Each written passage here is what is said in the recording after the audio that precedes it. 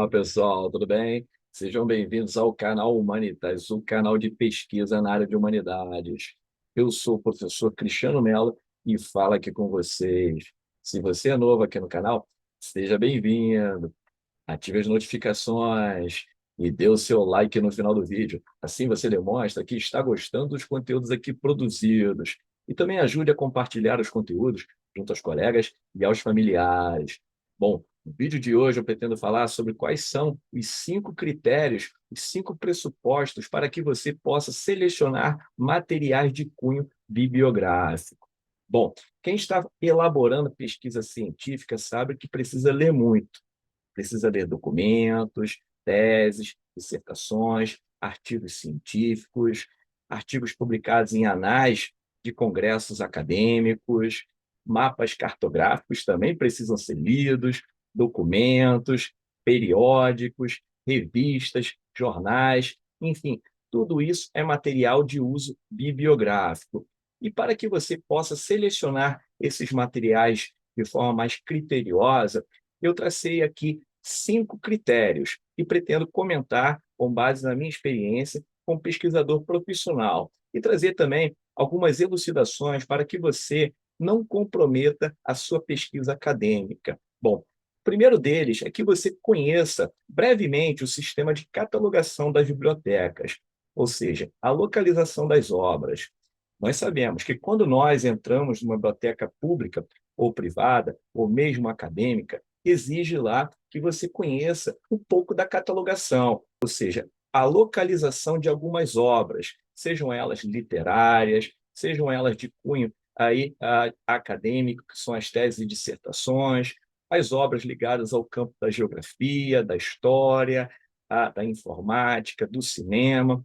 Eu me lembro muito bem que, durante o meu percurso como pesquisador na Universidade Federal de Santa Catarina, ao utilizar a própria biblioteca universitária, eu até mesmo memorizava a localização de algumas obras. Sabia que no campo da teoria literária, a minha área de especialidade era a 865, 870, estava sempre lá no segundo andar. Era por lá que eu consultava essas obras. E quando eu queria partir para o campo mais interdisciplinar, no campo do cinema, por exemplo, que auxilia muito os estudos da literatura, eu também sabia que as obras ligadas à arte cinematográfica estavam dispostas lá no canto esquerdo do próprio andar. Bom, isso facilita para que você possa otimizar o seu tempo. E também, uma outra sugestão é que você conheça a rotina de alguns funcionários, ou seja, a função deles na biblioteca.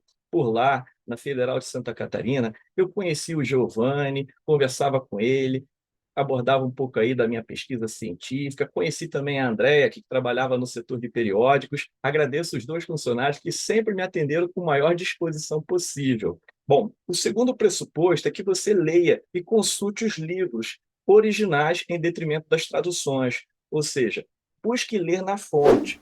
Humberto Eco, quando escreveu o livro Como se faz uma tese, ele vai indicar que, quando nós estamos pesquisando, por exemplo, Os Noivos do Manzoni, O Processo do Kafka, Em Busca do Tempo Perdido de Proust, Ana Karenina de Tolstói, nós devemos ler na língua vernácula, ou seja, citar esses autores na própria língua. É muito importante que você faça isso. Recentemente, um orientando meu me perguntou como citar alguns autores na língua de origem, em detrimento de ler esses autores em língua portuguesa.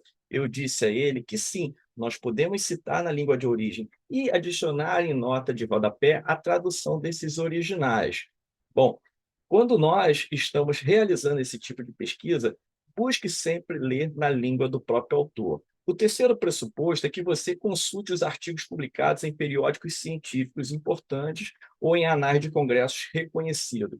Bom, o que é importante dentro dos periódicos? São os periódicos publicados em universidades reconhecidas, como a Unicamp, a Universidade Federal do Paraná, a Universidade Federal do Rio de Janeiro, a Federal de Minas Gerais, a Universidade de São Paulo, a Federal de Santa Catarina, dentre outras. Essas universidades já são chanceladas pelos pesquisadores, e as revistas acadêmicas que elas possuem, elas também são certificadas pela Qualys, que avalia o fator de impacto dessas revistas, para que você possa tomar ciência do fator de impacto eu recomendo que você consulte a plataforma Sucupira, e lá você tem aí a indexação dessas mesmas revistas que são normalmente avaliadas de forma bienal. Bom, e cabe lembrar também que na consulta desses artigos científicos, eles, os autores, sempre trazem reflexões atuais, de uso contemporâneo, o estado da ciência, como ele está agora, eventualmente também citam autores de vanguarda, também trabalham alguns clássicos, enfim, são pesquisas relevantes para que você possa também manter o estágio atual da sua investigação. E uma outra sugestão é que muitas dessas revistas estão de forma online, então você pode consultar pela internet. Não há necessidade que você desloque até a universidade ou uma biblioteca pública ou privada. O quarto pressuposto é que você sempre consulte os autores clássicos que você deseja estudar. Jamais trabalhe aí com os intérpretes ou os comentadores. Aqui eu trago uma experiência pessoal. Quando eu recebi uma encomenda, eu precisava publicar um artigo sobre a obra de Jacques Lacan na revista Conhecimento Prático de Filosofia. Eu me lembro muito bem que a obra de Jacques Lacan é vastíssima. Ele publicou 29 seminários. Essas obras são publicadas pela editora Zarra Editores. Eu precisava ler parte dessas obras e, ao mesmo tempo, compreender as reflexões de Lacan. Eu tive grandes dificuldades na época.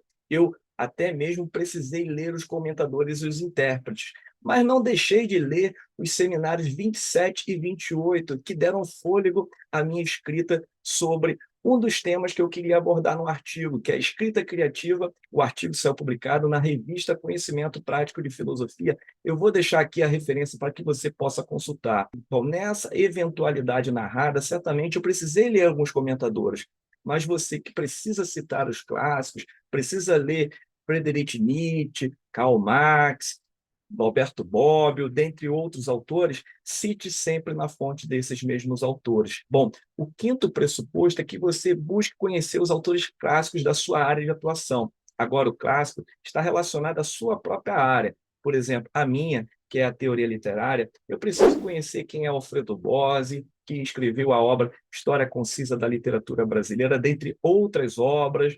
O autor Robert Schwartz, que escreveu O Mestre na Periferia do Capitalismo, o autor Karl Erich Schurhammer, que estuda a literatura contemporânea, a Beatriz Rezende, que também estuda a literatura brasileira publicada no século XXI.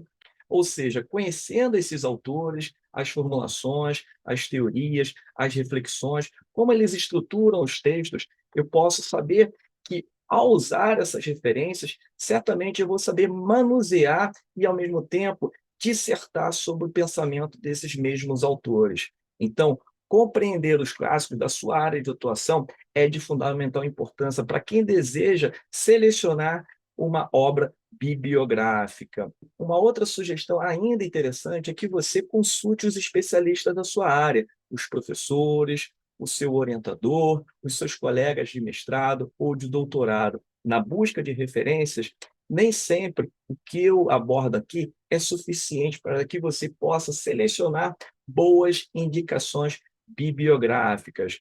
O vídeo de hoje foi sobre isso, sobre os 5 pressupostos para que você utilize a pesquisa bibliográfica de forma criteriosa. Se você gostou do conteúdo, se você já está pesquisando materiais bibliográficos referentes à sua dissertação de mestrado ou à sua tese de doutorado, ou até mesmo à sua monografia, traga aqui os seus comentários. Sua participação é essencial para que nós possamos alimentar o debate.